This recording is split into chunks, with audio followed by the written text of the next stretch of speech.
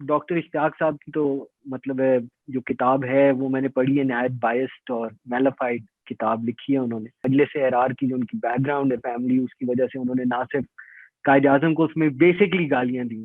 1947 میں جب پاکستان بن رہا تھا تو قائد اعظم محمد علی جناح کے سامنے جب آئے نا کہ اوتھس آف آفس کیا ہونے چاہیے، تو انہوں نے اوتھ آف آفس کے اندر سے سو ہیلپ می گاڈ کا لفظ نکال دیا اور انہوں نے سالملی سوئر کو سالملی افرم کر دیا. یہ آپ کی جو پولیٹیکل پارٹیز ہیں وہ اپنا ایجنڈا چینج کریں گی، وہ اس ایجنڈا سے ہٹ جائیں گی کہ جو انہوں نے آج اسلام کا بے دریغ استعمال ہم دیکھ رہے ہیں، جیسے اسلامی ٹچ کہہ رہے ہیں آج کل. اسلامی ٹچ جو ہے وہ آج سے شاید 20 سال کے بعد کام نہ کرے جس طرح آج کام کر رہے ہیں. قائد اعظم کا کیا رول رہا ہے پنجاب کی اور بنگال کی پارٹیشن میں، اور نہرو کا کیا رول رہا؟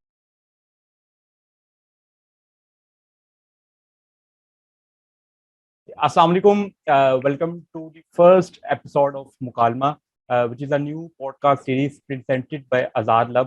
ہمارا جو پرپز ہے اس پوڈ کاسٹ سیریز کا وہ یہ ہے کہ جو پاکستان کے پولیٹیکل ایکٹیوسٹ ہیں، لائرز ہیں یا جرنلسٹ ہیں، پبلک انٹلیکچوئلز ہیں، ان کو ہم انٹرویو کریں اور جانیں ان کی کیا کنٹریبیوشنز رہی ہیں پاکستان کو ایک انکلوسو اور پروگریسو اسٹیٹ بنانے کے لیے، اور پاکستان کی ڈفرینٹ جو سوشو پولیٹیکل ایشوز ہیں ان کو ہم ایکسپلور کریں گے، ان کی جو روٹس ہیں ان کے بارے میں جانیں گے کہ یہ مسائل شروع کہاں سے ہوئے اور کس طرح ود پیسیج آف ٹائم یہ بڑھتے گئے، اور اسٹیٹس کیا ہے، فیوچر ہوپس کیا ہیں، پاکستان کا وے فارورڈ کیا ہے. ان سب چیزوں پہ بات کریں گے، لٹریچر، کلچر، ہسٹری، اور ان سب چیزوں کو بھی ہم ایکسپلور کریں گے. تو آج جو ہمارا فرسٹ ایپیسوڈ ہے اس پہ ہمیں جوائن کیا ہے یاسین لطیف حمدانی نے. who needs no introduction at all. He is a barrister at law and author of 2 amazing books. Jinnah life جو ریسنٹلی آئی ہے ان کی کتاب، اور اس سے پہلے انہوں نے کتاب لکھی ہے جناح متھس اینڈ ریئلٹی. تو کتابوں سے آپ کو پتہ چل گیا ہوگا ان کی جو ایکسپرٹیز ہیں زیادہ وہ پاکستان کی جو ہسٹری ہے، فریڈم موومنٹ ہے، اس کے حوالے سے ہے. اور جناح کا جو فگر ہے وہ ایک ٹاورنگ فگر ہے پاکستان کے لیے، اور ان کی جو کنٹریبیوشن رہی ہے پاکستان کے لیے اس کے حوالے سے بہت سے متس ہیں ان کی پولیٹیکل اور پرسنل لائف سے ریلیٹڈ. اس کو آج ہم جانیں گے اور یہ دیکھیں گے کہ کیسے یاسین نے اپنی کتابوں میں ان کو انارتھ کیا ہے ہسٹوریکل فیکٹس کو، اور جو متس ہیں ان کو کس طرح سے انہوں نے ایڈریس کیا ہے. تو Yasin, thank you so much for joining us today. Thank you so much کہ آپ نے مجھے انوگرل ایپیسوڈ میں انوائٹ کیا. It's an honour and a pleasure. Thank you so مچ.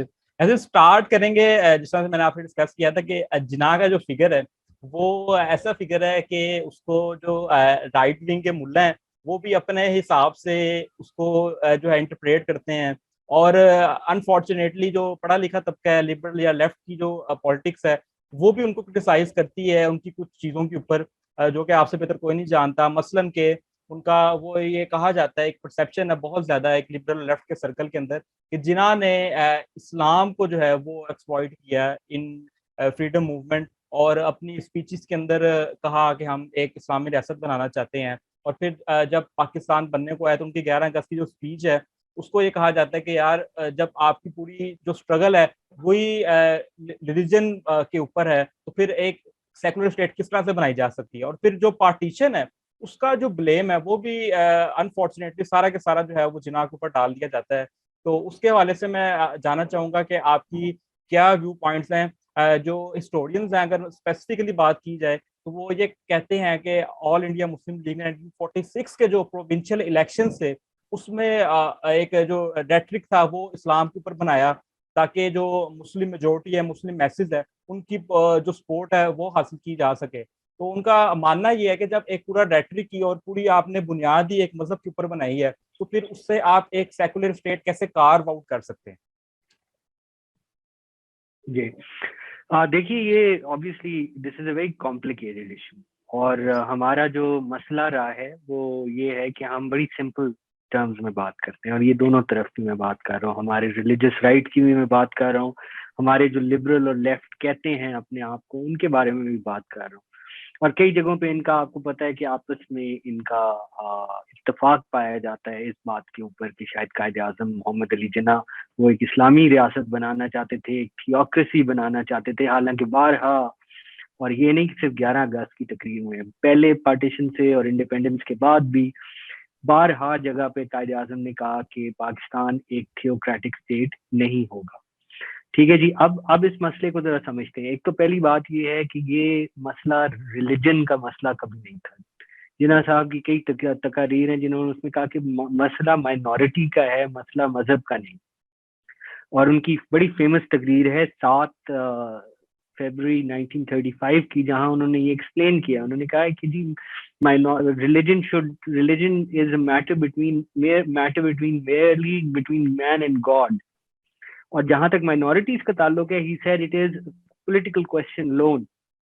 تو مسئلہ جو قائد اعظم کے سامنے تھا وہ پولیٹیکل تھا, اور وہ پولیٹیکل مسئلہ یہ تھا کہ 1000 سال کی کو ایگزسٹنس جو سو کالڈ کو ایگزسٹنس تھی, اس کے باوجود مسلمان اور ہندو جو تھے وہ آپس میں ایک نیشنلٹی ایوالو نہیں کر سکتے.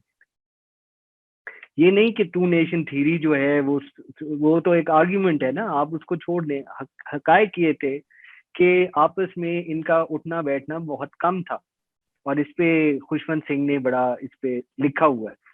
خیر وہ تو ایک سیپریٹ ایشو ہو گیا. لیکن قائد اعظم کے لیے جو مسئلہ تھا وہ یہ تھا کہ کس طرح ایک ہندوستان جب وہ آزاد ہوگا یا انڈیا جب آزاد ہوگا تو اس میں مسلمانوں کی ریپرزینٹیشن کیسے سیکیور کی جائے. ٹھیک ہے جی.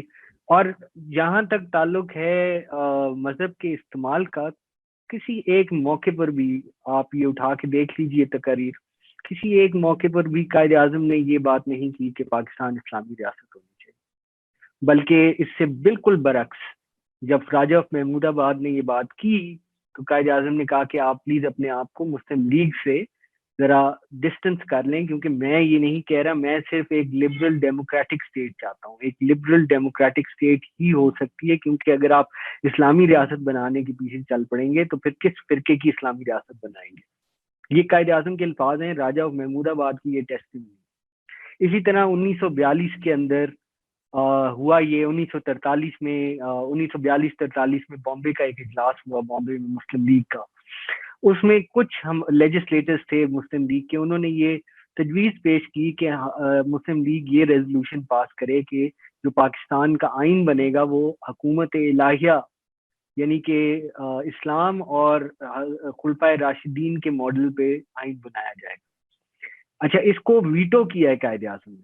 انہوں نے کہا کہ دیکھیے یہ مسئلہ جو ہے یہ بہت بڑا فرقوں کا مسئلہ کھل جائے گا, اس کو آپ نہ اٹھائیں. اور اس کا مطلب یہ ہے کہ اسینشل ہوگا پاکستان کے اندر ہر بندہ جو ہے وہ ایکول شہری ہوگا, اور جو پاکستان کے لوگ چاہیں گے وہ پاکستان کا آئین بنے گا, نہ کہ ہم یہ آج ڈیسائیڈ کر لیں بیٹھ کے کہ یہاں جو ہے ایک حکومت الہی ہوگی, جو پاکستان کے لوگ ہوں گے وہ سوورن ہوں گے. تو یہ بات قائد اعظم نے بڑی کلیئرلی کی, اور کئی جگہوں پہ کی ہے.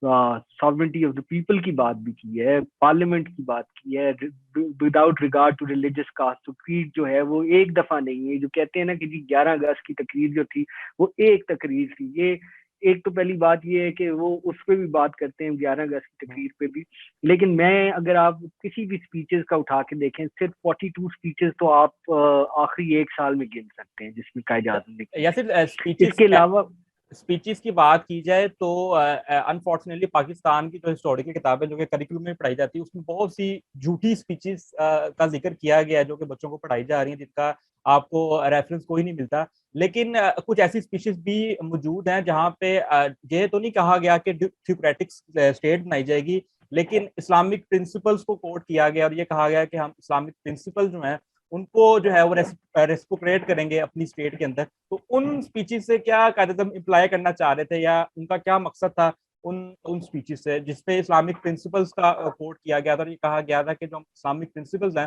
ان کو ہم اپنائیں گے؟ جی نہیں, بڑا اچھا کیا آپ نے یہ سوال اٹھایا. بالکل بلا شبہ یہ تقاریر موجود ہیں, 3 4 5 بھی ہو سکتی ہیں یہ. اور ان تقاریر کے اندر قائد اعظم نے جہاں اسلامک پرنسپلز کی بات کی ہے نا, انہوں نے آگے equality, fraternity, brotherhood of man, democracy, یہ چیزیں کہی ہیں. تو قائد اعظم, اور اسی طرح اگر آپ وہ فیمس جن کو جو ہمارے لوگ بڑا پسند کرتے ہیں, جو آپ کے ہیں جو کرٹکس ہیں جناح صاحب کے لیفٹ لبرلز میں, اور ایون علماء حضرات میں بھی جو رائٹ ونگ پہ بھی ہیں, وہ کہتے ہیں کہ اسلامی ریاست کے لیے وہ بڑی اسپیچ کوٹ کرتے ہیں بار ایسوسی ایشن کراچی کی. 25 जनवरी 1948 की जनवरी 1948 की तकरीर जो है वो अक्सर कोट की जाती है कि जी उसमें उन्होंने कहा, और उसमें उन्होंने सिर्फ इतना कहा था कायद आजम ने कि हम जो आइन बनाने जा रहे हैं, जो जमहूरी आइन होगा, जो सारे के सारों के हकूक जो है वो रखेगा, जिसको मद्देनजर रखेगा, वो शरीयत के मुनाफी नहीं है। यानी कि उनका कहने का मकसद ये था कि जो इस्लामी असूल हैं या इस्लामिक प्रिंसिपल्स हैं वो मॉडर्न डेमोक्रेटिक स्टेट के असूलों से मुतसादिम नहीं है, they are not in conflict. तो ये बारहा कोशिश कायद आजम की ये थी। ऑब्वियसली आप ये देखिए ना कि एक बंदा जो है, एक लीडर किसी भी मुस्लिम मेजॉरिटी कंट्री का, अगर वो ये कह दे कि जी आपका इस्लाम है ही गलत और हम तो जो है इस्लामिक प्रिंसिपल्स को कुछ मानते ही नहीं है, तो फिर तो आप अपना डेमोक्रेटिक वो जो है सारा जो आप बनाना चाहते हैं उसको तो आपने वैसे ही अपनी जो जिसे कह सकते हैं आप, अगर किताब की बात की जाए तो कारी जो है उसको आपने वैसे ही टर्न ऑफ कर दिया उस बात से। ठीक है। दूसरी बात आप ये देखिए कि जहां तक ताल्लुक है इस्लाम की तारीख का, और इस्लाम को अगर आप होलिस्टिकली देखें तो इस्लाम की तारीख में आप जैसे आप बिलाशुबा कुछ चीजें आप ऐसी भी ले सकते हैं जिससे आप ये आर्ग्यू कर सकते हैं कि इस्लाम जो था वो रिलीजियस फ्रीडम के लिए नहीं स्टैंड करता था, बट उसी तरह उसी उसमें आप ये भी देख सकते हैं कि इस्लाम में कई ऐसी मिसालें मौजूद हैं कि इस्लाम जो है वो उसने हकूक के ख्याल भी रखा, माइनॉरिटीज का भी ख्याल रखा, वहाँ आज़ादी राय भी दी, आज़ादी मजहब भी थी। आप ऑटोमन्स का मिलत सिस्टम देख लें, उससे पहले के मुस्लिम स्पेन का देख लें, और इसी तरह जेरूसलम जब मुसलमानों के उसमें था। तो कहने का मकसद ये है कि ये अगर कायद आजम कह रहे थे कि हमारे जो प्रिंसिपल्स हैं इस्लाम के वो डेमोक्रेसी से कॉन्ट्रडिक्ट नहीं करते, कॉन्फ्लिक्ट नहीं करते, तो वो एक हकीकत बयान कर रहे थे, एक नजरिया पेश कर रहे थे। उनके नजदीक इस्लामी रियासत का मतलब ये नहीं था कि आप जो है चंद किस्म की सजाएं लगा दें या चंद वो, तो इस्लामी प्रिंसिपल्स की बात कर रहे थे। लेकिन उसके बाद उन्होंने ना रियासत मदीना की बात की, ठीक है जी, ना उन्होंने ये कहा कि हम एक तरह का इस्लाम नाफिज करेंगे। और इस तरह की मिसाल हमें मिलती हैं। मिसालें देखिए लंदन में, इंग्लैंड, यूनाइटेड किंगडम को अगर आप देखिए तो वो एक प्रोटेस्टेंट रेल्म है, लेकिन उससे ज्यादा सेक्युलर स्टेट दुनिया में बहुत कम सेक्युलर स्टेट्स हैं जो उतनी सेक्युलर हैं जितनी यूनाइटेड किंगडम है, लेकिन कॉन्स्टिट्यूशनली वो एक प्रोटेस्टेंट रेल्म है। तो कायदे आजम का मॉडल भी काफी हद तक यूनाइटेड किंगडम था, वो फ्रांस नहीं था, यूनाइटेड किंगडम था। अच्छा, दूसरी इस्लाम का जो यूजेज है उसके एक तो इस पे होता है क्रिटिसिज्म, जो कि आपने काफी हद तक इसको क्लियर कर दिया है। इसके अलावा जो मेजर क्रिटिसिज्म है वो पार्टीशन का सारा ब्लेम जो है वो जिना के ऊपर डाल दिया जाता है, और ये कहा जाता है कि जो अराउंड 3 मिलियन या 2 मिलियन जो डेथ्स हुई वो सारी जिना के खाते में डाल दी जाती हैं। तो इस हवाले से हिस्टोरियंस ने, स्पेशली डॉक्टर आयशा जलाल ने अपनी किताब सोर्स पर्सन में ये कहा है कि जो पार्टीशन जो थी पंजाब की और बंगाल की, उसको कायदे आज़म ने रिजेक्ट किया था, और वो ये कहती है कि कैबिनेट मिशन प्लान जो है वो नेहरू ने रिजेक्ट किया था, कायदे आज़म ने एक्सेप्ट किया था। तो जो सारा ब्लेम जो है वो डालना कायदे आज़म के ऊपर, ये एक इंतहाई एक तो इंटेलेक्चुअल डिसऑनेस्टी है और ज्यादती है। लेकिन फिर रिसेंटली अब एक किताब आई, आपने लाजमी पढ़ी होगी, डॉक्टर इश्तियाक अहमद की। उन्होंने अपनी किताब में जो है ये कहा, ये थीसिस उनका है कि तो कायदे आज़म की मुस्लिम सेपरेटिस्ट पॉलिटिक्स है उसकी बुनियाद के ऊपर पार्टीशन हुई। तो इसको आप किस तरह से देखते हैं? कायदे आज़म का क्या रोल रहा है पंजाब की और बंगाल की पार्टीशन में, और नेहरू का क्या रोल रहा है इसके अंदर? देखिए इसमें पहले तो मैं एक वजाहत करते जाऊं, क्योंकि ब्लेम बहरहाल वो डालते जिना पे हैं सारे लोग जो हैं, और उस पर अभी हम आगे बात करते हैं। जो नंबर्स है ना पार्टीशन की डेथ्स के, वो हर कुछ साल के बाद बढ़ जाते हैं। मसलन आज आपने, जब मैं यंग था तो उस वक्त 9 लाख 8-10 लाख होता था। अच्छा, अगर आप और पीछे चले जाएं तो पेंडरल मून ने जो किताब लिखी थी उसके अंदर उसने 187,000 रखे थे। चले एक डेथ भी होना तो ज्यादा है, मैं तो कहता हूँ। तो इसलिए इस बहस में पढ़ने की जरूरत नहीं। मैं सिर्फ ये कह रहा हूँ कि ये जो मिलियन, 2 मिलियन, 3 मिलियन है, ये बड़ा रेटरिक है, और एग्जैजरेटेड लाखों। हाँ जी। सो जितने भी हैं, बहरहाल एक डेथ भी है तो वो अफसोसनाक है। खैर, आगे आपने जो कहा है बात की, देखें डॉक्टर आयशा जलाल की किताब इनफील्ड है, उसकी जो थ्योरी है इनफील्ड है उनकी, वो उन्होंने उसमें जो आर्ग्यूमेंट दिया है वो ना डॉक्टर इश्तियाक अहमद काउंटर कर सके, ना वेंकट धूलीपाला जो इंडिया के हैं वो काउंटर कर सके हैं, کیونکہ ان کا جو سینٹرل تھیسس ہے وہ بڑا کلیئر ہے. وہ یہ ہے کہ جب وقت آیا, دیکھیں ڈیمانڈ تو اٹھائی, لاہور ریزولوشن جو تھا اس کی کئی انٹرپریٹیشن ہو سکتی تھی, وہ تو ایک نیگوشیٹنگ ٹیکٹک تھا. اس میں یہ تھا کہ جی آپ 16 آنے مانگیں تو آپ کو 8 آنے ملتے, اس طرح کی یہ بلکہ قائد اعظم کا اپنا وہ ہے کہ اسٹارٹ بائی آسکنگ فار 16 آنا, تو یہ ان کا کوٹ بھی ہے.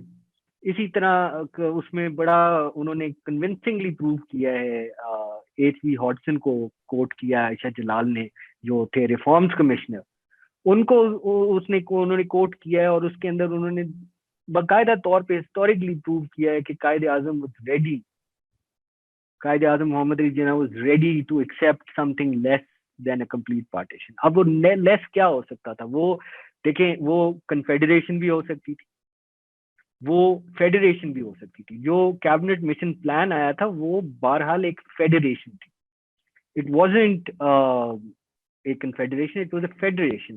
انڈیا ایک فیڈریٹڈ کنٹری, ایک ملک ہونا تھا اس سے. اور کیبنٹ مشن پلان جو ہے وہ بالکل قائد اعظم نے ایکسیپٹ کیا, مسلم لیگ نے انڈورس کیا, اور اسی چیز سے پیچھے ہٹے کانگریس والے جب انہوں نے یہ کہا کہ خاص کر نہرو نے کہا کہ یہ جی ہم اسمبلی کے اندر جا رہے ہیں انفیٹرڈ, ہمیں نہیں پتا کیبنٹ مشن وغیرہ کیا ہے. تو اس کے بعد جو ہے وہاں سے یہ ٹرن اراؤنڈ ہوا, اور پھر آپ کو پتہ ہے ایز دے سے the rest is history. اب جہاں تک آپ نے کتابوں کا حوالہ اٹھایا ہے, آپ ڈاکٹر اشتیاق صاحب کی تو مطلب ہے جو کتاب ہے وہ میں نے پڑھی ہے, نہایت بائسڈ اور میلافائڈ کتاب لکھی ہے انہوں نے, اور میں بالکل وداؤٹ اینی پرسنل فیلنگس کے یہ میں کہہ رہا ہوں, ان کی کتاب کے اندر بہت سارے مسائل ہیں جو اور بہت ساری غلطیاں, اور بہت سارے انہوں نے جان کے بھی لگتا ہے جھوٹ بولا ہے, اور کئی جگہوں پہ ان کو شاید پتہ نہیں تھا. اور اس کی ایک وجہ ان کی یہ بھی ہے کہ ان کا اپنا جو فیملی بیک گراؤنڈ ہے وہ مجلس احرار تھا, اس کی وجہ سے اس لیے انہوں نے مجلس احرار کی جو ان کی بیک گراؤنڈ ہے فیملی, اس کی وجہ سے انہوں نے نہ صرف قائد اعظم کو اس میں بیسکلی گالیاں دی, ٹھیک ہے, بیسکلی وہ ایکیڈیمک ٹریٹیز تو ہے نہیں نا, بیسکلی انہوں نے قائد اعظم کے بارے میں جھوٹ بولا ہے. اور اسی طرح انہوں نے جو احمدی کمیونٹی ہے اس کے بارے میں بہت سارے جھوٹ بولے ہیں. اس کی وجہ یہ ہے کہ مجلس احرار جو تھی ایک طرف تو قائد اعظم کو کافر اعظم کہتی تھی, اور دوسری طرف وہ احمدیوں کو کافر کہتی تھی, اور ان کا مطالبہ تھا کہ قائد اعظم احمدیوں کو مسلم لیگ سے نکالیں, اور وہ نکالتے نہیں تھے, تو اس لیے وہ ان کو کافر اعظم کہتے تھے. تو ان دونوں نظریات پہ بیسڈ وہ کتاب ہے, اس کے اندر جو ہے تو وہ اس کو تو میں کتاب نہیں مانتا.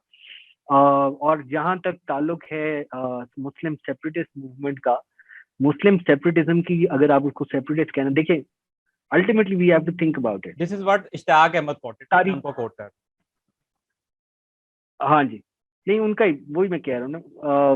دیکھیے میں آپ کو کہوں گا کہ تاریخ جو آپ کی اوائل ہیں 20ویں صدی کے, وہ جو 50 سال ہیں پہلے, اس کے اندر اگر کوئی ایک سیاستدان, بلکہ تاریخ ہندوستان میں, تاریخ انڈیا میں کوئی ایک سیاستدان ہے جس کو کہا گیا کہ best ambassador of Hindu Muslim unity, تو وہ گاندھی کو نہیں کہا گیا, وہ نہرو کو نہیں کہا گیا, وہ مولانا آزاد کو نہیں کہا گیا, وہ باچا خان کو بھی نہیں کہا گیا, ٹھیک ہے, حالانکہ باچا خان جو تھے وہ کتنے وہ تھے, وہ ان کو بھی نہیں کہا گیا اس کے باوجود. میرا نیکسٹ کوسچن جو ہے وہ اسی بارے میں ہے, نیکسٹ کوسچن بھی اسی بارے میں تھا کہ قائد اعظم جن کو ایک طرف 1950 اور 1916 میں جو یہ دیا گیا, لقب دیا گیا ambassador of Hindu Muslim unity, اور لکھنؤ پیکٹ میں 1916 میں جو انہوں نے ایک بڑا اہم رول پلے کیا دونوں جو نیشنز تھی ان کو برج کرنے میں, تو اس کے بعد ایسا کیا ہوا کہ وہ جو ہے الگ مسلم ریاست کے جو ڈیمانڈ اس کے اوپر آ گئے؟ کیا 1937 سے 39 کی جو منسٹری تھی کانگریس کی, اس میں ایسے ظلم کیے گئے کہ قائد اعظم جو اب انہوں نے سمجھ آ گئی کہ یار ہمارا ان کے ساتھ گزارا نہیں, تو جو مطلب کہ ایک بندہ ایک ایکسٹریم پہ تھا وہ کس طرح سے چینج ہو گیا, کیوں انہوں نے الگ اس کا مطالبہ کیا؟ جی بالکل, یہ اس میں نے جو اپنی کتاب میں لکھا ہے وہ میں آپ کو تھوڑا سا اس میں بیان کروں گا. 2-3 چیزیں ہیں. ایک تو یہ تھا کہ جہاں تک ایک قسم کی نا ایک کمیونل ڈسکورس چل پڑا تھا. دیکھیے قائد اعظم کا کانگریس سے الگ ہونا اس بات پہ تھا کہ کانگریس کی لیڈرشپ یعنی کہ مہاتما گاندھی اور جو ریسٹ تھے وہ نہ صرف وہ ایک نعرہ لگا رہے تھے رام راجا اور اس طرح کا، بلکہ اس کے ساتھ ساتھ وہ خلافت موومنٹ کا بھی مسئلہ انہوں نے اٹھایا تھا، اور وہ خلاف جو کہ ایک پیورلی مسلم ایشو تھا، اور قائد اعظم اس کو ایکسٹرا ٹیریٹوریل ایشو مانگتے تھے، اور وہ کہتے تھے کہ یہ جو ریلیجن آپ آج پالیٹکس میں لا رہے ہیں یہ کل بہت خطرہ بن جائے گا. تو قائد اعظم، جو آپ نے پہلے سوال کیا تھا نا، Quaid Azam was the most opposed to mixing of religion and politics. اچھا، اب آپ یہ دیکھیے کہ اس کے بعد ہوا یہ کہ جیسے جیسے آپ کا فرینچائز تھا، یعنی کہ الیکشن کی جو الیکٹریٹ تھا وہ بڑھتا گیا، اس طرح جو کمیونل انڈر کرنٹس تھے وہ سامنے اوپر آتے، اور اس کو انہوں نے، چونکہ سیدھی اپیل جو تھی وہ ریلیجن کے ساتھ سٹارٹ ہو چکی تھی 1920 سے، اس سے جو ایک خطرہ پیدا ہوا، اور وہ بہرحال ایک اپنی جگہ ایک لیجیٹیمیٹ فیئر تھا، وہ یہ تھا کہ آیا جب ہندوستان سے انگریز جائیں گے تو مسلمانوں کا کیا بنے گا. اور اس کا پریکٹیکل جو دیکھا وہ یہ تھا کہ 1937 میں، یہ تو خیر بات کی بات ہے کہ انہوں نے جو منسٹریز نے جو ظلم ڈھائے، اور اس کی بھی ایک ڈیٹیل ہے، ظلم تو اس کو جیسے کہتے ہیں ڈسکریمنیشن کی، وہ ایک ڈیٹیل ہے، اور اس کا تو مولانا آزاد نے اپنی کتاب میں بھی مانا ہوا. لیکن 1937 میں جب الیکشن ہوئے تو لوگ یہ بھول جاتے ہیں، کیونکہ انہوں نے اس کو غور سے پڑھا نہیں ہوتا، تو کانگریس اور مسلم لیگ کا آپس میں اتحاد تھا یونائٹڈ پروونسز میں بھی، بامبے میں بھی، ٹھیک ہے، اور بھی جگہوں میں. اچھا، وہ ہاں، یہ چیز لوگوں کو نہیں پتا اور بھول جاتے ہیں لوگ، اور یہ خاص کر اس کے بارے میں اس کو چھپا دیا جاتا ہے. وہ اتحاد تھا کہ جب الیکشنز ہو جائیں گے تو اس کے بعد یہ کولیشن گورنمنٹ بنائیں گے اور ایک دوسرے کے خلاف الیکشن نہیں لڑیں گے، اور وہی ہوا. اب مسلم لیگ نے جو یو پی کی مسلم سیٹیں تھیں، پہلی بات تو یہ ہے کہ بہت کانگریس اور مسلم لیگ جو تھیں وہ بنگال، سندھ اور پنجاب میں ہار گئی، ٹھیک ہے. جو مسلم میجورٹی ایریاز میں تھی اس میں نہ کانگریس جیتی نہ مسلم لیگ جیتی. لیکن جو مسلم مائنورٹی ایریاز تھیں اس میں جو مسلم سیٹس تھیں بامبے کی اور یو پی کی خاص طور پہ، وہ سیٹیں جو ہیں وہ مسلم لیگ نے بڑی کلیئر میجورٹی دی، بلکہ میجورٹی سے زیادہ بہت اس کو سویپ ہی کر لیا. اب ہوا یہ کہ اس کے باوجود کانگریس کی جو سیٹیں تھیں وہ تو جنرل الیکٹڈ سے، جو ہندو سیٹس تھیں وہ بہت ہی زیادہ تھیں. تو بجائے اس کے، اب چونکہ ان کو ایک کلیئر وکٹری مل گئی تھی، بجائے اس کے کہ وہ مسلم لیگ کے ساتھ پاور شیئر کرتے، حالانکہ مسلم لیگ نے تمام مسلم سیٹیں تقریباً جیت لی تھیں، وہ انہوں نے کہا کہ یا تو آپ مسلم میجورٹی کی وہ یہ کر سکتے. ہاں جی، آ رہی ہے. ہیلو، آپ کا کیمرہ تھوڑا سا اسٹک ہو گیا تھا. ٹھیک ہے، اب ٹھیک ہے. ہاں ٹھیک ہے. تو ہاں جی، تو وہ جو تھا مسئلہ وہ یہ تھا کہ کولیشن گورنمنٹ پہ بن نہیں سکی. اچھا، کولیشن گورنمنٹ نہیں بنی تو اسمبلی کے اندر جو تھے، حکومت جو تھی یعنی کہ جو کانگریس کی تھی، اس نے اور بندے توڑنے شروع کر دیے، اور بائی الیکشن میں حالانکہ وہ ہار گئے لیکن اس کے باوجود وہ یہ تھے کہ وہ لوگوں کو ڈیفیکشن پہ وہ کر رہے تھے. اب اس سے مسلم لیگ کو اندازہ یہ ہوا کہ آپ کو اگر 14 نکات بھی مان لیے جائیں، سارا کچھ ہو جائے، اس کے باوجود اگر آپ کی جو ہندو میجورٹی ہے وہ چاہے تو وہ بروٹ فورس سے اپنی میجورٹی سے وہ اپنے فیصلے خود کر سکتی ہے، وہ آپ کو سائڈ لائن کر سکتی ہے، ٹھیک ہے. اب مسلم لیگ کی جو ڈیمانڈ تھی وہ اس کو کہتے ہیں کنسوسیشنلزم. تو یہ تھا کہ آپ نے اگر کوئی فیصلہ لینا ہے تو آپ کنسوسیشنل فیصلہ لیں، یعنی کہ آپ ساروں کو آن بورڈ لیں اور ایک کنسنسس کر کے لیں، ٹھیک ہے جی، یعنی کہ مسلمانوں کا بھی کنسنسس اس میں شامل ہو. تو یہ ڈیوائیڈڈ سوسائٹیز جو ہوتی ہیں جس کے اندر سکزم پایا جاتا ہے، وہ والی سوسائٹیز جو ہیں ان کے اندر جمہوریت کا ماڈل ڈفرینٹ ہوتا ہے، وہ کنسوسیشنل ڈیموکریسی ہوتی ہے. تو یہ وہ چاہتے تھے. تو اس کے لیے، اسی چیز کو حاصل کرنے کے لیے 1940 کی قرارداد لائی گئی. لیکن اس کا یہ مطلب نہیں تھا بالکل کہ اب یہ بات ختم ہو گئی ہے، اب ہونا ہی ہے. اس کے اندر بہت زیادہ بارگننگ کا روم تھا. اور اس میں آپ یہ دیکھیے کہ ایک کتاب لکھی تھی ڈاکٹر امبیڈکر تھے، جو کہ جنہوں نے بعد میں انڈیا کا، ہاں جی، انہوں نے ایک کتاب لکھی تھی جو مسٹ ریڈ ہونی چاہیے. اس کا نام ہے پاکستان اور پارٹیشن آف انڈیا. اچھا، انہوں نے اس کے اندر جو لکھا ہے نا کیس پاکستان کا، وہ بہت امپورٹنٹ ہے. مطلب آپ اس بک کی یہ بھی امپورٹنس آپ دیکھ لیں کہ 1944 میں جب گاندھی جناح ٹاکس ہو رہی تھی تو حالانکہ قائد اعظم کے بارے میں انہوں نے اس کے اندر کوئی، امبیڈکر نے کئی کچھ جگہ پہ تھوڑا مذاق بھی اڑایا تھا، لیکن اس کے باوجود قائد اعظم نے یہ کتاب ریفر کی تھی اور انہوں نے کہا تھا گاندھی جی کو کہ آپ یہ کتاب پڑھیں, اس سے آپ کو ہمارا کیس سمجھ آئے گا. تو وہ کتاب پڑھی جانی چاہیے. ٹھیک ہے, اس کے اندر انہوں نے ایک چیپٹر لکھا تھا کہ واٹ شوڈ بی ڈن, آخری وہ چیپٹر ہے اس کتاب کا. تو اس کے اندر انہوں نے ایک نقشہ پیش کیا تھا ایک ہندوستان کا, جس کے اندر فیڈریشنز ہوں اور وہ فیڈریشنز پہ ٹوگیدر ایک کنفیڈریشن ہو, اور پھر وہ ڈیسائیڈ کریں, اور پھر وہ چاہیں تو زیادہ کلوزر ہو جائیں, یعنی کہ کنفیڈریشن ختم کر کے فیڈریشن بن جائیں, یا پھر وہ چاہیں تو سیپریٹ ہو جائیں. ان ایدر وے آپ کا جو وائلنس ہونا تھا وہ نہیں ہونا تھا. تو پارٹیشن جو ہے وہ اتنا سمپل نہیں ہے کہ بس جی ایک دن اٹھ کے جناح صاحب کو دماغ میں, پہلے علامہ اقبال کا خواب آیا اور جناح صاحب کے دماغ میں آیا کہ چلیں جی اس خواب کو تعبیر دینی ہے, تو ہم نے جناب اٹھ کے سیپریٹ کر لیا. یہ اس میں بہرحال partition of India is the result of two political representative political parties not agreeing to a united constitution. Yes. اور وہ اگر کیبنٹ مشن پلان ایکسیپٹ کر لیا جاتا تو پاکستان اور انڈیا دونوں ایک ملک ہوتے, اور پاکستان انڈیا کے اندر it was Nehru who rejected it, not Qaid Azam. جی Nehru rejected it, also Gandhi by the way. وہ بھول جاتے ہیں لوگ, لیکن Gandhi was behind it, he said کہ نہیں. اور اس میں ایک اور میں آپ کو اس میں لیکن اس کا کاؤنٹر جواب لوگ اکثر یہ دے دیتے ہیں نا کہ جی گاندھی نے تو قائد اعظم کو پریمیئر شپ بھی آفر کی تھی کہ آپ یونائٹڈ انڈیا کی پریمیئر شپ لے لیں, لیکن قائد اعظم نے وہ بھی اس کو ریجیکٹ کر دیا, اور یہ بھی کہا تھا کہ آپ مسلم میجورٹی جو ہے وہ بھی کیبنٹ کے اندر لے کے آئے اپنی, لیکن قائد اعظم نے اس کو ریجیکٹ کیا تھا اور کہا تھا کہ یہ ایک ٹریپ ہے. ہاں, تو وہ دیکھیں نا ان کے مطابق, قائد اعظم کے مطابق یہ ایک ٹریپ ہی تھا کہ جب میجورٹی کانگریس کی ہے تو وہ کس طرح وزیر اعظم بن جائیں.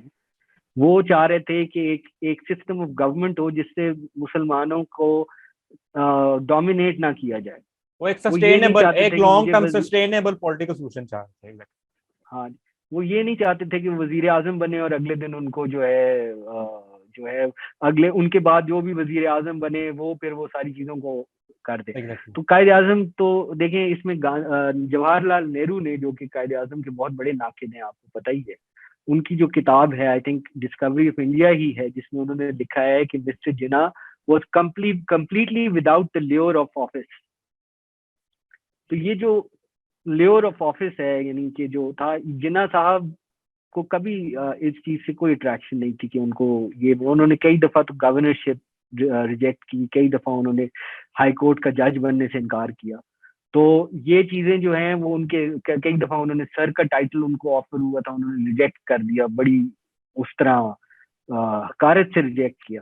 تو کہنے کا مقصد یہ کہ لیور آف آفس کی وجہ سے ان کا تو پرنسپل اسٹینس تھا, اور وہ پرنسپل اسٹینس یہ تھا کہ آپ ایسا آئین بنائیں جس میں تمام لوگ جو ہیں وہ برابری کی ان کی سیف. یاسر, اگلے سیکشن سے بڑھنے سے پہلے نا ایک چھوٹی سی چیز ہے جو کہ ڈسکس کرنا بہت ضروری ہے, وہ ہے ٹو نیشن تھیوری.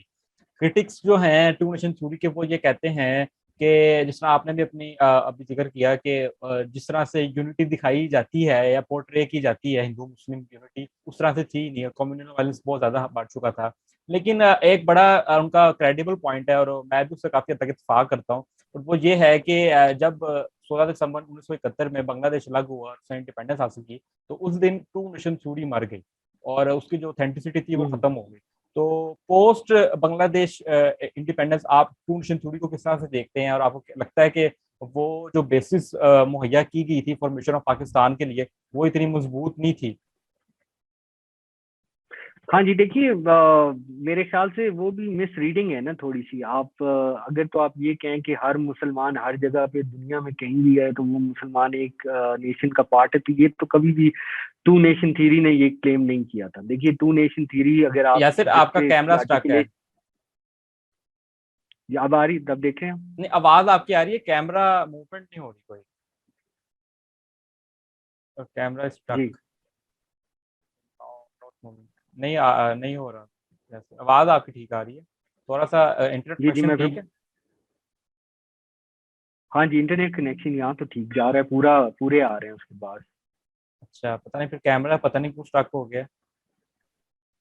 چلیں آپ میرے خیال کنٹینیو کریں, وہ ہو جائے گا پھر ٹھیک. جی اچھا, جو ٹو نیشن تھیوری ہے, دیکھیے اس میں انہوں نے ہماری جو ٹو نیشن تھیوری تھی اس کی آرٹیکولیشن جو ہے وہ ہم دیکھتے ہیں 1940 میں جب قائد اعظم کی جو تقریر ہے اس میں ہم واضح آرٹیکولیشن دیکھتے ہیں کہ ٹو نیشن تھیوری ہے کیا. اچھا اس کو آپ ایک چیز اس پہ غور کریں. ایک تو یہ ہے کہ وہ باتیں کر رہا ہے, جو باتیں اس میں ہیں وہ موجود ہیں آرکیٹیکچر کی, کلچر کی, لینگویج کی, مذہب ایسا یہ نہیں ہے کہ توحید کی اور یہ اس طرح نہیں ہے, وہ بات ہو رہی ہے کلچر کی, ناموں کسٹم کی, ٹریڈیشنز کی, ہیروز, ٹھیک ہو گیا, کسٹمز کی, ٹریڈیشنز کی ہو رہی ہے, باتوں کی. تو ایک تو یہ ہے کہ وہ تھیری جو ہے وہ بات culture, it's a cultural theory, it's not a religious theory. So ایک تو یہ پوائنٹ ہو گیا. اچھا دوسرا جہاں تک تعلق ہے ٹو نیشن تھیری کی کہ کتنی انکلوسیو ہے, دیکھیں مسلمان انہوں نے اس میں یہ نہیں تھا کہ سب نیشنلزم نہیں ہوتے. آفٹر آل انڈیا کے اندر بھی مسلمان رہتے ہیں, تو ٹو نیشن تھیری تو وہاں سے پھر آپ کے خیال سے ڈیفیٹ ہو جانی چاہیے. ٹو نیشن تھیری جو تھی اس کے اندر سب نیشنلزم کی گنجائش تھی, اور اس کا سب سے بڑا اگزامپل آپ کو ملتا ہے جب قائد اعظم نے کہا کہ ایک بنگالی جو ہے یا ایک پنجابی جو ہے وہ پنجابی پہلے ہے ہندو یا سکھ ہونے سے پہلے, اور ایک بنگالی جو ہے وہ ہندو یا سکھ ہونے سے پہلے ایک بنگالی ہے. تو یہ چیزیں جو ہیں یہ تو قائد اعظم خود کہہ گئے تھے. اچھا اگر ٹو نیشن تھیری جو ہے وہ دیکھیں, ٹو نیشن تھیری جو تھی اس کا سب سے بڑا جو اچیومنٹ ہے, مطلب اگر آپ اس کو ان بائسڈ ہو کے پیچھے ہٹ کے, چاہے انڈین پاکستانی جو کوئی بھی پیچھے ہٹ کے اگر آپ دیکھیں, تو ایک جو آپ کو اچیومنٹ نظر آتی ہے ٹو نیشن تھیری کی وہ یہ ہے کہ جہاں اور قسم کے نیشنلزم تھے, چھوٹے چھوٹے ایتھنو نیشنلزمس تھے, لنگوسٹک نیشنلزمس تھے, ان ساروں کو سبسیوم کر کے اس نے 2 ریاستیں کریٹ کر دی. اب اگر ہم دیکھیے, اگر ہم بنگالی جو ہمارے بھائی تھے, ویسٹ بنگالیز کو چھوڑ کے ایسٹ بنگالیز کی بات کر رہے ہیں ہم, جو بنگلہ دیش کے پارٹ تھے, اگر ہم ان کو ان کے جائز حقوق دیتے, اگر ہم ان کی میجورٹی نہ چھینتے, اگر ہم 1965 کے الیکشن میں فاطمہ جناح کو تمام تر ووٹ ڈالا ہے, ایسٹ پاکستان کے سارے لوگوں نے ووٹ جو ہے, جو ادھر کے بی ڈیز تھے انہوں نے ساروں نے ووٹ فاطمہ جناح کو ڈالا. ایون مجیب الرحمان جو تھے وہ پولنگ ایجنٹ تھے فاطمہ جناح کے. تو یہ اگر ہونے دیتے تو وہ آج بنگلہ دیش جو ہے وہ آج ایسٹ پاکستان ہوتا, تو پھر ٹو نیشن تھیری کہاں جاتی. تو یہ غلطیاں ہماری ہیں, غلطیاں وہ غلط چیزیں ہم نے جو کی ہیں. اگر آپ دیکھیں نا خود, اگر آپ نے اپنی کھلاڑی ماری ہے تو پھر آبویسلی یہ ہوگا. تو اس سے یاسر ہم اس سے ہم یہ کنکلوڈ کر سکتے ہیں کہ ریلیجن جو ہے وہ آپ یہ نہیں کہہ سکتے کہ از دی اونلی بائنڈنگ فورس جو کہ لوگوں کو جوڑ کے رکھے, ڈسپائٹ دی فیکٹ کہ آپ ان کے حقوق بھی مارے, ان کے رائٹس بھی چھینے, لیکن وہ صرف ریلیجن کی بیسس کے اوپر آپ کے ساتھ رہیں. اس کو یہ کنکلوڈ کیا جا سکتا ہے. ہاں جی, یہ کوئی بھی ایسی چیز نہیں ہے, کوئی بھی ایسی ڈسٹنگوشنگ جو چیز کیریکٹر ہوتا ہے, چاہے وہ ریلیجن ہو, چاہے وہ لینگویج ہو, چاہے وہ ایتھنیسٹی ہو, ریس ہو, اگر آپ ان میں سے کسی ایک گروپ کا حق ماریں گے تو وہ سیپریٹ ہوں گے. ٹھیک ہے, آپ یہ دیکھیے کہ یونائٹیڈ اسٹیٹس آف امریکہ جو تھا وہ تھے بھی وہ اینگلو سیکسن, تھے بھی وہ انگریز, لینگویج بھی وہ وہی بولتے تھے, مذہب بھی ان کا وہی تھا, لیکن وہ انگلستان سے علیحدہ ہو گئے اس وجہ سے کہ ان کے جو تھے ان کو ٹیکسیشن ہو رہی تھی. ہاں جی, تو وہ ایک race, nation, religion, every thing was the same, but it's United Kingdom and United States separated. اسی طرح کینیڈا اور یو ایس کو آج آپ دیکھ لیں بالکل سیپریٹ ہے. تو یہ چیزیں جو ہیں اپنی جگہ موجود رہتی ہیں. سب سے بڑی بات یہ ہے کہ جب تک آپ لوگوں کے حقوق نہیں دیں گے, چاہے آپ جس بیسس پہ بھی اکٹھے ہو رہے ہیں, غلط ہوگا. اور پہلے, اور جو دوسری بات میں نے کی تھی وہ یہ تھا کہ ٹو نیشن تھیری میں تو ریلیجن سمپلسٹ تھا ہی نہیں نا, وہ تو کسٹمز اور کلچرل تھیری تھی, تو وہ تو اس سے بھی ویک تھی.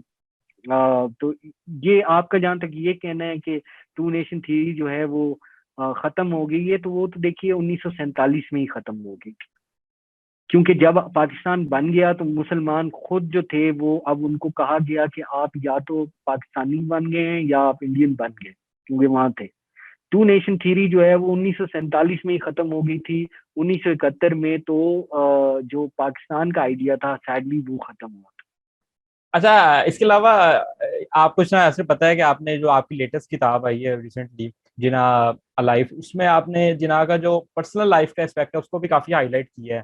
تو اس کے حوالے سے بھی یہ کرٹیسائز کیا جاتا ہے اکثر جناح کو کہ جی ان کی جو پرسنل لائف ہے وہ بڑی کنٹراڈکٹری ہے ان کی پولیٹیکل لائف سے. وہ ان کی ایک لبرل آؤٹ لک تھی, ان کا پہننے کا اسٹائل اور پھر ان کا جو کچھ کھانا پینا اور وہ سب کچھ جو تھا ان کا, مطلب کہ پورا جو لائف اسٹائل تھا وہ ایک لبرل لائف اسٹائل تھا. لیکن آن دی ادر ہینڈ ان کی جو پولیٹیکل اسٹرگل تھی وہ مسلمانوں کے لیے تھی, وہ مسلمانوں کے لیے ہی ان کی پوری زندگی کی ایڈوکیسی کی ان کے رائٹس کے لیے. اور ایک اسلام کا بھی انہوں نے ذکر کیا اپنی جس طرح سے, مطلب کہ مسلمانوں کی جب بات کریں تو ظاہر سی بات ہے کہ آپ کو اسلام کا بھی ساتھ وہ بھی ایک آ رہا ہے بیچ میں. تو وہ اس کو کس طرح دیکھتے ہیں آپ کہ جو کنٹراڈکشن ہے وہ کیا اسی وجہ سے تھی کیونکہ ان کا ایک بلیف تھا کہ آپ کی جو فیتھ ہے وہ میرے لیے ایک پرسنل میٹر ہے؟ جی دیکھیے, انہوں نے اس کا خود بڑا اچھا جواب دیا تھا, اور انہوں نے کہا تھا کہ I am the political leader of Muslims, not the religious leader. اور یہ ڈسٹنکشن انہوں نے بڑی کلیئر پولیٹیکل اور ریلیجس کے درمیان کی ہے. دیکھیے, ایک شخصیت جس سے وہ بہت, حالانکہ وہ شخصیت جو تھی ان سے ایج میں شاید 3-4 سال چھوٹی تھی, لیکن ایک شخصیت جس سے وہ بہت زیادہ امپریس تھے وہ کمال اتاتورک, وہ انہی کے کنٹمپرری ہیں. اچھا, کمال اتاتورک کا جو سارا کا سارا تھا اسٹرگل تھی وہ یہ تھی کہ جو اناتولیا کے مسلمان ہیں, یعنی کہ جن کو ترک کہا جاتا تھا لیکن تھے وہ اناتولیا کے مسلمان, کیونکہ اگر آپ ٹریٹی آف لوزین دیکھیں تو اس میں یہی ڈیفینیشن تھی کہ جو مسلمان ہیں وہ ترک ہیں. تو ان کی ماڈرنٹی کے لیے, ان کی پروگریس کے لیے اتاتورک نے کیا. اچھا, جناح صاحب بھی جو ہے 1930s میں انہوں نے جب لنڈن میں مقیم تھے ایگزائل ہو کے یہاں سے, تو انہوں نے وہاں یہ گرے ولف جو کتاب ہے, بڑی شورا آفاق کتاب تھی ایچ سی آرمسٹرانگ کی, اور یہ گرے ولف جو تھی یہ کمال اتاتورک کی زندگی پہ تھی. تو اس کا مطالعہ کیا تو ان کو اس میں یہ نظر آیا کہ یہ جو ہے اصل مسئلہ, کیونکہ انہوں نے بہت عرصہ مسلمانوں کے لیے یہ کہا تھا, تو وہ چاہتے تھے کہ اس سے ایک نئی اسپرٹ انفیوز کی جائے جس میں یہ ماڈرنٹی ہو, پروگریسو ویلیوز ہوں, عورتوں کے حقوق آگے ہوں.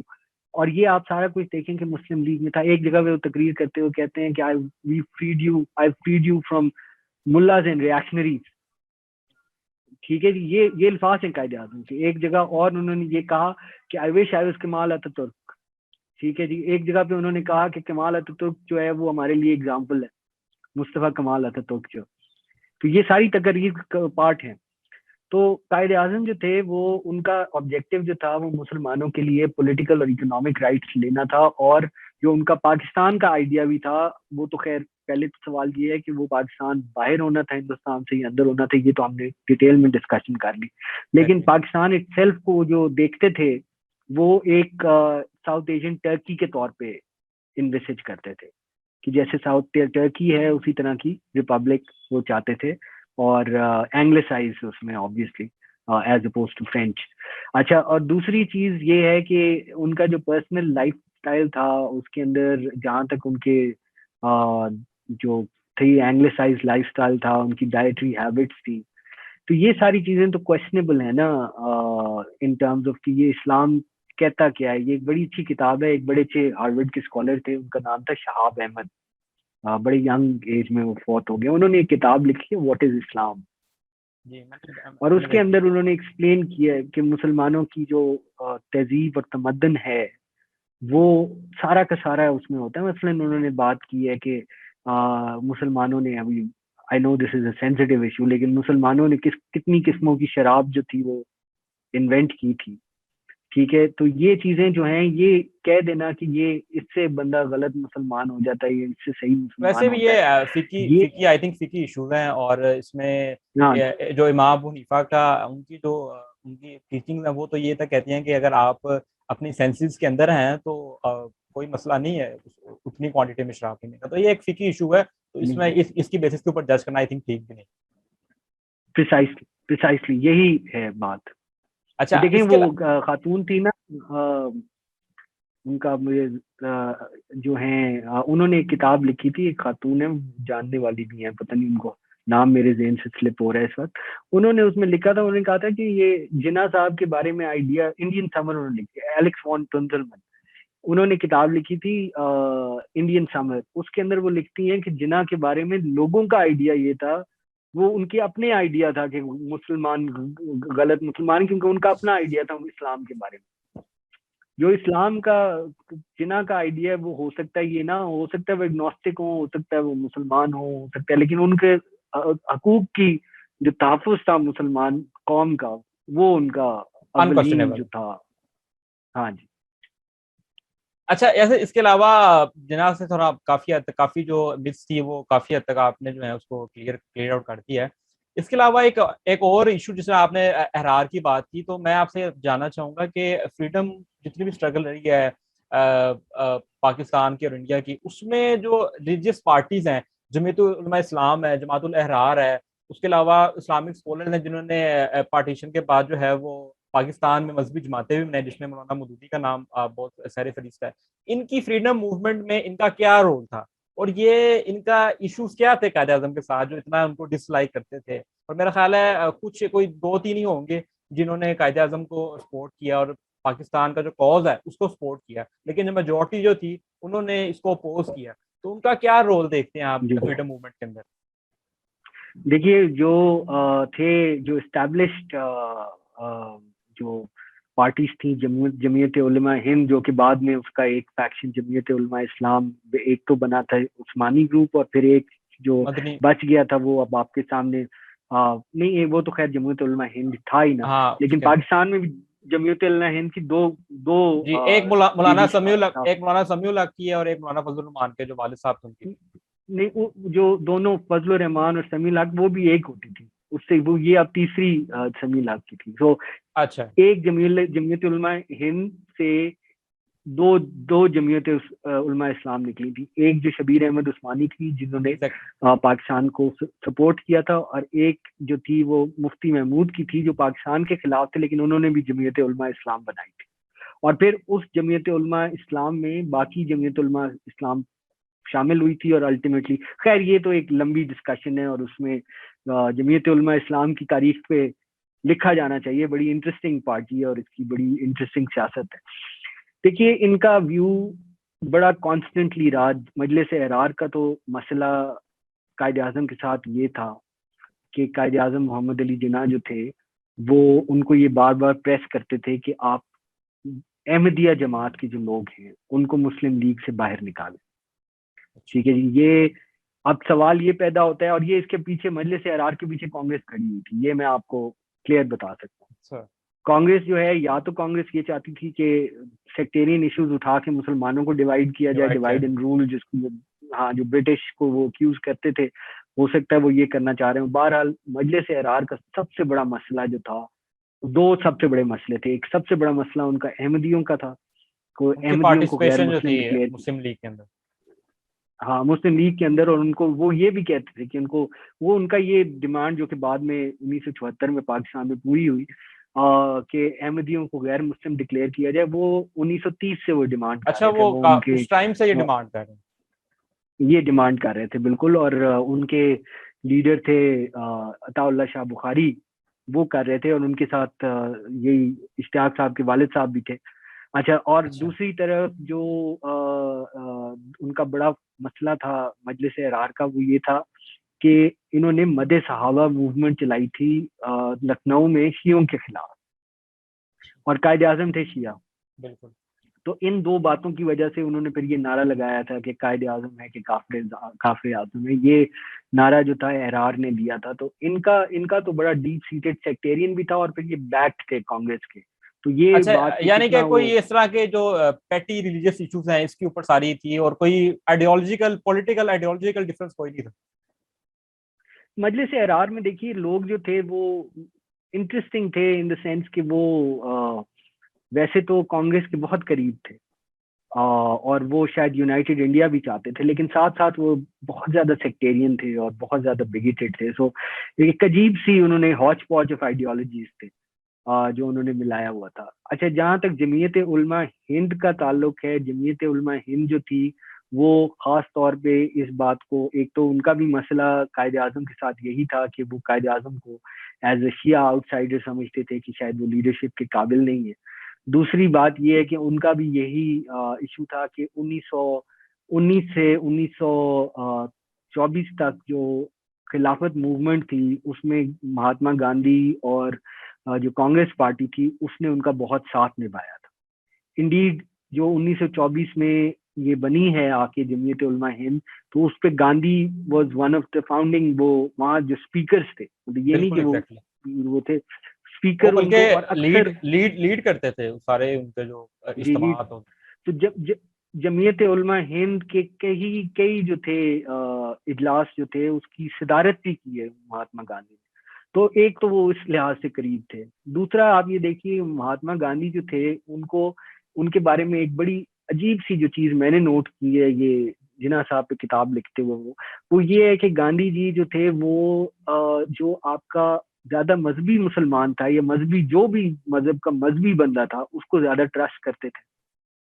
اور جو ان کو سیکولر لگتا تھا اس کو اتنا ٹرسٹ نہیں کرتے تھے. یعنی کہ جناح صاحب سے وہ جو خائف تھے وہ اس بات سے تھے کہ یہ جناح جو ہے یہ مولانا نہیں ہے. اب ان کے جو فیوریٹ تھے وہ آپ کے سامنے مولانا آزاد تھے, مولانا مدنی تھے, یہ لوگ کانگریس کے خلاف قریب تھے اور گاندھی کے قریب تھے, مجلس احرار وغیرہ جو تھے. تو ایک تو ان کی یہ تھی. اچھا, پھر ان کے کچھ فقہی بھی تھے اس میں. ایک تو یہ دیکھیے انہوں نے ریاست مدینہ جو اب نعرہ لگتا ہے, یہ مدینہ کا جو مسئلہ مساک مدینہ کا جو سب سے پہلے نعرہ مارا گیا وہ مولانا مدنی نے اٹھایا. انہوں نے کہا کہ ہم مساک مدینہ ٹائپ ایک یہاں کریں گے چارٹر ہندوستان کے اندر, چارٹر ہندوؤں اور مسلمانوں کے درمیان. تو وہ اس لحاظ سے آ رہے تھے. تو ان کی جو اپوزیشن ہے, پھر مودودی صاحب کی جو اپوزیشن تھی, وہ مودودی صاحب کی اپوزیشن یہی تھی کہ جناح صاحب جو ہیں وہ خود بڑے ریلیجس ہیں اپیرنٹلی, جیسے کہ آپ نے پہلے کہا کہ ان کے لائف سٹائل کو سمجھا جاتا تھا کہ وہ کوئی خاص مسلمانوں والا لائف سٹائل نہیں ہے.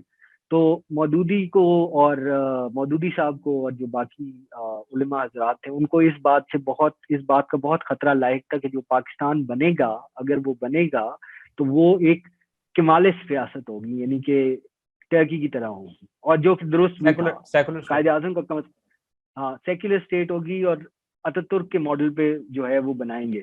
تو یہ چیز جو ہے کافی حد تک درست بھی تھی. اسی وجہ سے وہ, اور یہ ایک آپ اگر زیادہ بڑے کانٹیکس میں دیکھیں تو یہ لڑائی جو تھی یہ سر سید احمد خان کے زمانے سے ہی اسٹارٹ ہو گئی تھی. سر سید احمد خان جو ہیں وہ علی گڑھ کے ماڈرنسٹ مسلم اسکول کے فاؤنڈر تھے, اور جو ماڈرنسٹ تھے وہ سارے کے سارے علی گڑھ کے جو تھے وہ سارے کے سارے مسلم لیگ کے ساتھ تھے. سر سید کے جو کنٹمپریریز تھے انہوں نے بھی بہت اپوز کیا ان کو, سر سید کو زمانے میں, اور خاص کر علماء حضرات جو ہیں, اور انہی علماء حضرات جو قائد اعظم کے خلاف سر سید احمد خان کے خلاف تھے, وہی پھر آپ کے سامنے ان کے ہی جو فالوورز تھے, انہی کے جو وہ لوگ جو تھے وہ جناح صاحب کے خلاف. تو یہ ایک with in the Muslim community یہ ایک لڑائی تھی بٹوین ماڈرنسٹ اینڈ آرتھوڈاکس.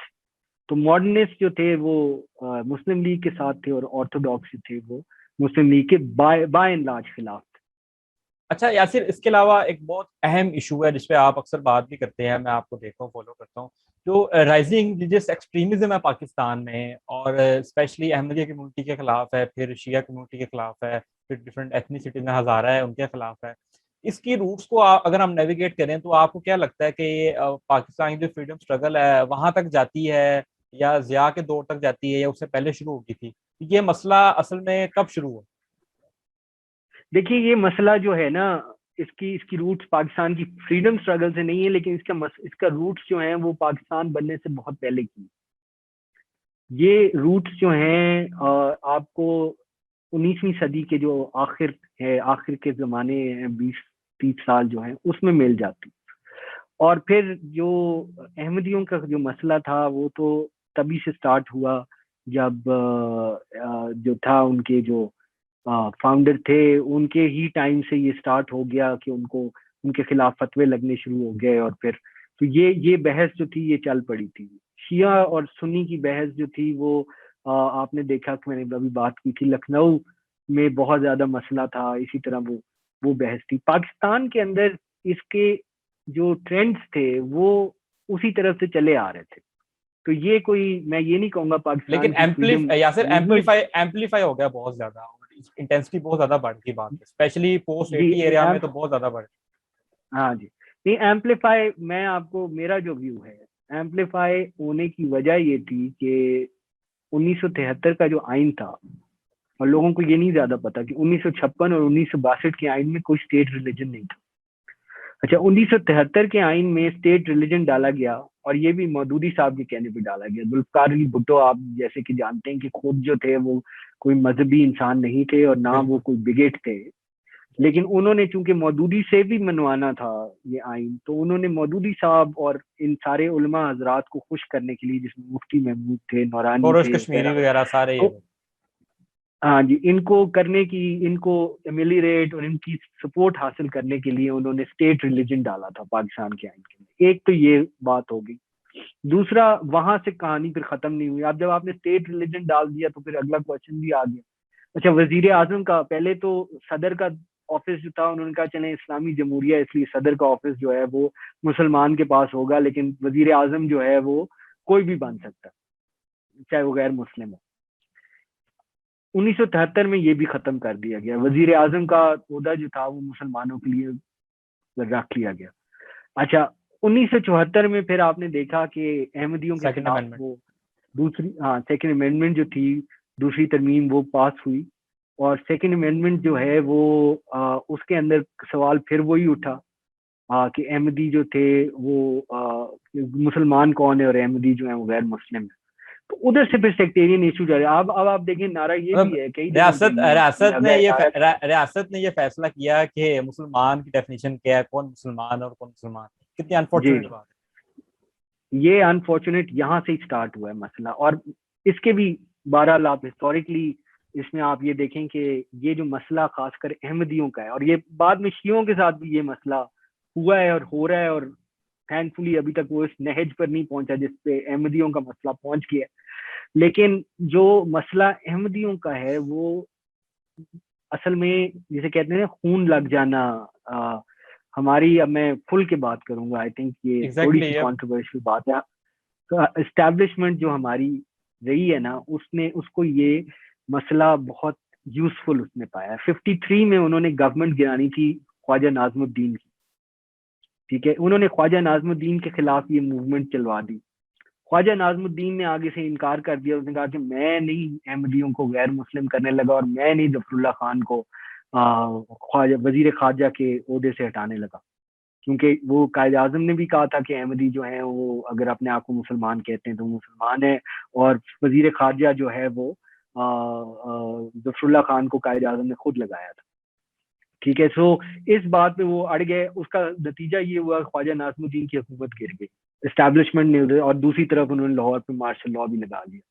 اچھا پھر انہوں نے یہ دیکھا کہ بھٹو صاحب کی حکومت آئی ہے، بھٹو صاحب ایک اسٹرانگ وزیر اعظم ہے، ان کو کنٹرول نہیں کیا جا رہا. انہوں نے یہ مسئلہ کھڑا کر دیا جو نشتر کالج کے اسٹوڈنٹس والا تھا، اور اس سے یہ اب بھٹو صاحب نے اپنی طرف سے بڑی چالاکی کی. انہوں نے کہا کہ اچھا یہ کر رہے ہو جو ناظم الدین کے ساتھ کیا تھا، میں اس کو جو ہے نا گھوم کے I'll go around and I'll یہ مسئلہ ہی ختم کر دیتا ہوں.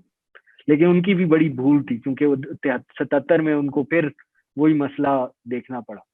اچھا پھر obviously 84 میں تو ضیاء الحق نے وہ قانون ان کے خلاف بنا دیا. لیکن اب یہ مسئلہ اس طرح کا ہے کہ جو شیعہ حضرات بھی ہیں ان کو بھی انفارچونیٹلی آپ نے دیکھا ہے کہ لوگوں کا یہ نعرہ لگتا ہے، کئی جگہوں پہ یہ لگا ہے کہ ان کو بھی غیر مسلم آئینی طور پہ ڈکلیئر کیا جائے. پبلک ریلیز میں ہوتا ہے، سپاہ صحابہ کی ریلیز میں ہوتا ہے، اے ایس ڈبلیو جے کی ریلیز سے، اورنگزیب فروقی ان کی ریلیز میں پبلکلی سب کے سامنے نعرے لگتے ہیں. بالکل بالکل. اور یہ جو ہے مسئلہ بہرحال اس کو اگر آپ نے ریزالو کرنا ہے تو چلیں، پہلی بات تو یہ ہے کہ آئین جو ہے وہ سیکولر ہونا چاہیے. اس بات کو بھی ایک طرف رکھتے ہیں. میرے خیال سے تو قائد اعظم سیکولر اسٹیٹ چاہتے تھے نہیں چاہتے تھے، آپ صحیح ہیں یا آپ کی نہیں، مطلب جو لوگ کہتے ہیں کہ نہیں چاہتے تھے وہ صحیح ہیں یا میں صحیح ہوں، کوئی بھی صحیح ہے. بات یہ ہے کہ پاکستان نے اگر سروائیو کرنا ہے تو اس کو ایک سیکولر اسٹیٹ بننا پڑنا ہے، ٹھیک ہے جی. اچھا اگر آپ نے نیڈ آف دی آور بالکل. اور اگر نہیں کرنا تو کم از کم جو 56 کا آئین ہے وہ اس میں اسلامی جمہوریت تھی پاکستان، لیکن 56 کا آئین جو ہے اس طرح کا ریلیجن اسٹیٹ ریلیشنز جو ہیں وہ بہت بہتر ہے. یہ جو کرنٹ ہے نا، اور اس میں آپ یہ دیکھیے کہ یہ مسئلہ آتا ہے اوتھ سے، اوتھ آف آفس. جب 1947 میں پاکستان بن رہا تھا، آئی ہوپ زیادہ ٹائم نہیں لے رہا میں، 1947 میں جب پاکستان بن رہا تھا تو قائد اعظم محمد علی جناح کے سامنے جب آئے نا کہ اوتھس آف آفس کیا ہونے چاہیے، تو انہوں نے اوتھ آف آفس کے اندر سے سو ہیلپ می گاڈ کا لفظ نکال دیا، اور انہوں نے سالملی سوئر کو سالملی افرم کر دیا. یہ دونوں باتیں بڑی وہ ہیں، اہم ہیں.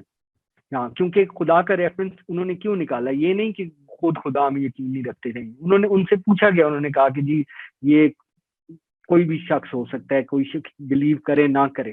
یہ انہوں نے منسٹرز کے اوتھ میں بھی نکلوایا، انہوں نے گورنر جنرل کے اوتھ میں روم دے دیا نا فیوچر کے لیے، اگر کوئی ایسا شخص ہاں آتا تو اس کو بھی فیسیلیٹیٹ کیا جائے. جی، اور بالکل.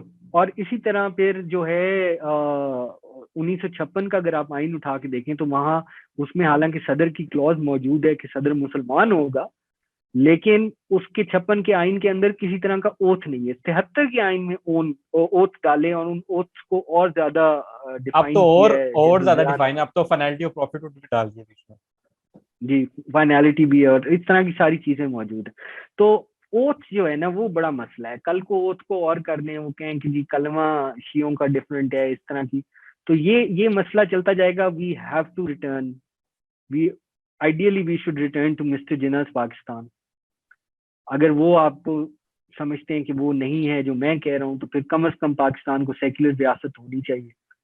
اور اگر وہ بھی ایکسیپٹیبل نہیں ہے تو کم از کم وہ جو 56 کا آئین ہے اس کے اندر جو اسٹیٹ ریلیجن ریلیشنز ہیں وہ ہوں، ان کو یا ریسٹور کیا 73 جائے. میں جو ہاں، یا پھر 74 سے پہلے کا جو 73 کا آئین ہے اس کو ہی رکھا، یعنی کہ اپنا جو کرنٹ آئین ہے وہ رکھا جائے، لیکن جو امینڈمنٹس ہیں وہ نکالی جائیں. اور خاص کر جو ہے اسٹیٹ ریلیجن کے بارے میں اور اسلامی پروویژنس کے بارے میں کچھ کیا جائے کہ ان کو ایسے بلینڈ ان کیا جائے کہ کم از کم یہ ڈسٹنکشن جو ہے مسلم غیر مسلم کی، صرف یہ نہیں ڈسکریمنیشن کہ ختم شیعہ کی جائے، اور یہ پرسیکیوشن ہے یہ ختم کی جائے. ہاں ایگزیکٹلی. اس میں سب سے پہلے کام آپ یہ کر سکتے ہیں، صدر کا عہدہ تو چلیں ایک طرف رکھ دیں، سب سے پہلے کام یہ کر سکتے ہیں کہ آپ وزیر اعظم کا جو عہدہ ہے وہ غیر مسلموں کے لیے بھی کھول دیں. کیونکہ اگر ایک دفعہ آپ نے یہ مسئلہ حل کر دیا تو باقی ساری چیزیں جو ہیں وہ خود بخود ہی ہو جائیں گی. ساری ڈسکریمنیشن سٹارٹ ہی ٹاپ سے ہوتی ہے. ویسے بھی ایسے اور دیکھا جائے ٹاپ تو پاکستان میں جس طرح کی ہماری سوسائٹی ہے، یہاں پہ کوئی نان مسلم پرائم منسٹر ویسے لگ بھی جائے تو وہ اٹ از نیئرلی امپاسبل. تو اگر آپ آئین میں کر جی بھی دیں تو اس سے کیا کوئی فرق پڑ جائے گا؟ کون سا انہوں نے آگے آ جانا، آنا تو انہوں نے ہے، لوگ جو آ رہے ہیں. ہاں، مسئلہ سارا کا یہ دیکھیں، غیر مسلم کو یہ آپ اس میں سے کلوز نکالنے سے یہ نہیں کل غیر مسلم بن جائے گا. اصل بات ہی صرف یہ ہے کہ آپ جب آئین کے اندر سے یہ ڈسکریمنیشن نکالیں گے تو ٹاپ سے باٹم اس کا افیکٹ ہوگا. ایگزیکٹلی، لا کے اندر سے وہ نیڈ نکل جائے گی کہ مسلمان کو ایک ڈیفائن کیا جائے یا لیگل کور مل جائے گا منورٹیز کو، وچ از ویری امپورٹنٹ. جی منورٹیز. جی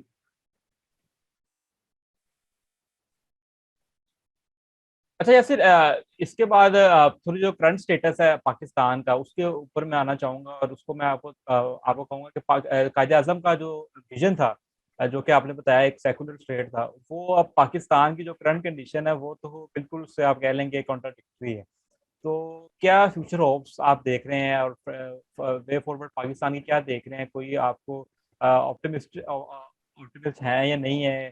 کیا صورتحال دیکھ رہے ہیں؟ کیا ہم اس جو ویژن تھا اس تک پہنچ پائیں گے یا نہیں پہنچ پائیں گے؟ جی دیکھیے، صدر اوباما کا ایک کوٹ مجھے بہت پسند ہے، اور وہ یہ ہے کہ the arc of history is long but it bends towards justice. یہ بہت امپورٹنٹ کوٹ ہے. فیکٹ آف دا میٹر ہے کہ ہیومینٹی کا جو مارچ ہے، اور یہ اکثر قائد اعظم کہا کرتے ہیں کہ ہیومینٹی کا مارچ جو ہے نا وہ فارورڈ ڈائریکشن میں ہوتا ہے، آپ اس کو پیچھے کھینچ کے نہیں لے جا سکتے. یہ آج سے 50 سال کے بعد یہ ہو ہی نہیں سکتا کہ جس قسم کے ڈسکریمنیٹری مذہبی قوانین ہیں جو ہمارے ملک میں ایگزسٹ کرتے ہیں، آج سے 50 سال کے بعد بھی ایگزسٹ کریں. یہ پاسبلٹی ہے، ٹھیک ہے. دس از ایبسولوٹلی امپاسبل کہ جو آج اسٹیٹس ہے مائنورٹیز کا اس ملک میں وہ کنٹینیو کرے یا کل کو، کیونکہ یہ انسسٹینیبل ہے. پاکستان جو ہے وہ اس کی انٹرنیشنل آبلیگیشنز بھی ہے، دنیا ایک طرف کو موو کر رہی ہے، پاکستان دوسری ڈائریکشن میں موو نہیں کر سکتا. ہم ٹیکنالوجی اور ان ساری چیزوں کو کر کے دوسری طرف نہیں جا سکتے. الٹیمیٹلی پاکستان نے اسی ڈائریکشن میں جانا ہے جس ڈائریکشن میں, دیکھیں انگلستان جو تھا وہ ہمیشہ سے پرفیکٹ نہیں تھا, یونائٹیڈ کنگڈم اس کے بھی, ہمارا چونکہ انٹرنیٹ ایج ہے ہمارا, وہ 400 سال نہیں لگیں گے بلکہ 40 سال لگ جائیں گے. جی, تو یہ آپ ابھی ریکارڈ کر رہے ہیں, آج میں آپ کو اسی وقت پریڈکشن کر رہا ہوں کہ آج سے 50 سال بعد دیکھنے والے لوگ جو ہیں وہ اس بات کو, وہ گواہ ہوں گے اس بات کے کہ جو ہے میں نے یہ کہا کہ یہ مسئلہ جو ہے ہوگا. ہو تو جائے گا, یہ تو پریڈکٹ کیا جا سکتا ہے, اور یہ آپ کی بات کافی حد تک ٹھیک ہے, لیکن اس کا روٹ کیا ہوگا, کس طریقے سے یہ کام کیا جائے گا. جو کرنٹ سچویشن ہے پاکستان کی, جہاں پہ سول جو گورنمنٹس ہیں ان کے پاس اتنی اسپیس نہیں ہے کہ وہ اتنے ریڈیکل ریفارمس کر سکیں, ان کو اپنا ووٹ بینک سیکیور کرنا ہے, تو کس طرح سے یہ چیزیں ہوں گی, تبدیل ہوں گی. جی, بات یہ ہے کہ پہلی بات تو یہ ہے کہ سب سے پہلے تو اسٹیبلشمنٹ جو ہے وہ جہاں, اس کو پیچھے ہٹانا بڑا ضروری ہے. ٹھیک ہے, یا تو یہ ہوتا نا, میں اس میں بھی کہہ دوں, یا تو یہ ہوتا کہ آپ کے پاس کوئی ایک, جو جیسے مشرف صاحب آئے تھے جب حکومت میں, تو انہوں نے بہت بلند دعوے کیے تھے کہ جی میں جو ہوں کمال اتاترک بن جاؤں گا اور پاکستان کو کر لوں گا, یا تو وہ کر جاتے ہیں. ٹھیک ہے, وہ یہ کر نہیں سکے, ان کو چودھری جو تھے وہ ان کے گٹوں میں بیٹھ گئے. اچھا, لیکن سوال یہ ہے کہ چونکہ ایسے ہو نہیں سکتا ہے, اس لیے پاکستان کے پاس یہ روٹ ہے کہ آپ کا جو آپ کی اسٹیبلشمنٹ ہے وہ باہر نکل جائے اور سیاست کو ہونے دیں. جب انف سائیکلز آف ڈیموکریسی ہوں گے نا, اور آئین کے اندر, ہمارے آئین کے اندر جہاں غلط چیزیں بھی ہیں یا جن چیزوں کے ساتھ میں اختلاف رکھتا ہوں وہ بھی ہیں, لیکن ہمارے یہاں فنڈامنٹل رائٹس کے چیپٹر بھی ہیں. جس طرح فنڈامنٹل رائٹس کے چیپٹرز کی امپلیمنٹیشن ہوتی جائے گی, اس طرح آپ یہ دیکھیں گے کہ پاکستان جو ہے وہ اپنے جو ڈسکریمنیٹری قوانین ہیں ان کو ریپیل کرتا جائے گا. تو یہ آہستہ آہستہ ہوگا, ڈیڈ لیٹر بن جائیں گے کچھ لاز. یہ جو لاز ہیں جیسے بلاسفیمی کا قانون ہے اور اس طرح کے دیگر قوانین ہیں, یہ استعمال ہونا کم ہو جائیں گے. پھر ایک دن کسی کو خیال آئے گا کہ یہ قانون جو ہے اس سے پاکستان جو ہے شاید دنیا کمیونٹی آف نیشنز میں اس کا جو ہے اتنے عرصے سے ہم امبیرسڈ ہیں اس بات سے, تو اس کو چینج کیا جائے, وہ چینج ہو جائے گا. یہ جو پرابلمٹک لاز جتنے بھی ہیں پاکستان میں, بلاسفیمی لاز آپ نے بتایا تھا بہت پرابلمٹک ہے, سیڈیشن لاز ہیں, اس کے علاوہ کئی زیادہ قوانین اس طرح کے ہیں جو کہ ان ہیومن ہیں. تو یہ آپ کو لگتا ہے کہ یہ ان کا ختم ہونا پاکستان میں سویلین سپریمیسی اور جو ڈیموکریٹک ٹرانزیشن آف پاور ہے اس کے ساتھ جڑا ہوا ہے؟ ہاں جی, اور صبر کے ساتھ, صبر کے ساتھ جڑا ہوا ہے. سب سے بڑی بات یہ ہے کہ صبر کرنا ہے. ہم نے بڑی لمبی رات ہے جس کو فالو کر کے آگے جانا ہے ہم نے. تو سویلین سپریمیسی جو ہے نا جی, میں آپ کو میں بات بتاؤں, یہ کوئی میں آج یہ نہیں کہہ رہا چونکہ میں اب میں اس کا, میں نے سارے رستے سوچے ہوئے ہیں پہلے کہ جی اچھا جی یہاں عامر آ جائے, گھوڑے پہ گھوڑ سوار آ جائے, کوئی فوجی آ جائے, یہ سارے راستے آپ سوچ کے الٹیمیٹلی جو کنکلوژن آپ کے ذہن میں نکلتی ہے وہ یہ ہے کہ لوگ جو ہیں وہ خود یہ ڈیسائیڈ کریں اور خود اس چیز کو لے کے چلیں. اور لوگوں کو جب یہ نظر آئے گا کہ ان کا معاش, ان کی ملک, ان کا انٹرنیشنلی جو ان کا انٹر کنیکٹیوٹی ہے کہ وہ انہوں نے اسی دنیا میں رہنا ہے, انہوں نے کسی مریخ پہ جا کے نہیں رہنا اور اسلامی ریاست بنانی, تو وہ پھر الٹیمیٹلی فورس ہو جائیں گے اس طرف کو جانے کو.